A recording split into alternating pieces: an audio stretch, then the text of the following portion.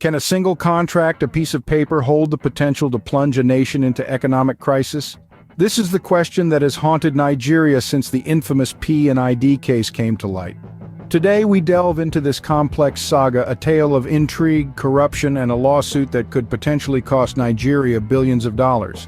In September 2019, President Buhari of Nigeria stood tall at the United Nations General Assembly, announcing a vigorous prosecution of what he termed the P&ID scam. To most, this corporate acronym meant little, but for Nigeria, it represented almost 30% of their foreign reserves. The story begins in January 2010, when Nigeria entered into an agreement with Process and Industrial Development, or P&ID, a company registered in the British Virgin Islands.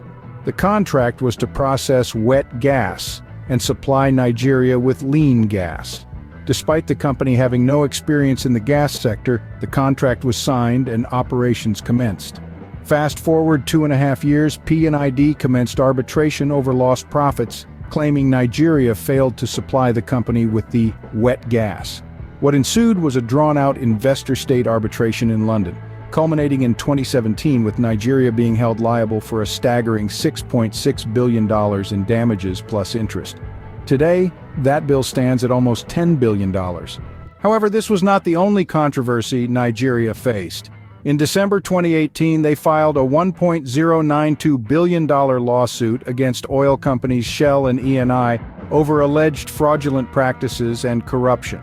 Nigeria contended that Shell and Eni engaged in bribery and conspiracy, diverting billions of dollars of potential revenue from the Nigerian people. The lawsuit relates to money Shell and Eni used to purchase interest in the OPL 245 block.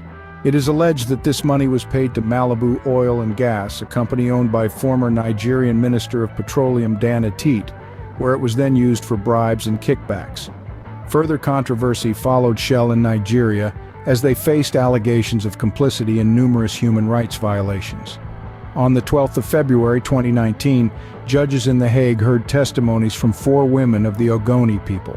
These women held Shell partly responsible for the execution of their husbands by the Nigerian military in 1995, a case that is now known as the Ogoni 9.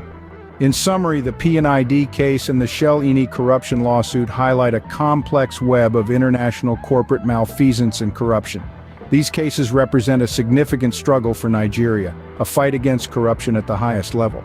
And while the final outcomes remain uncertain, the stakes for Nigeria couldn't be higher.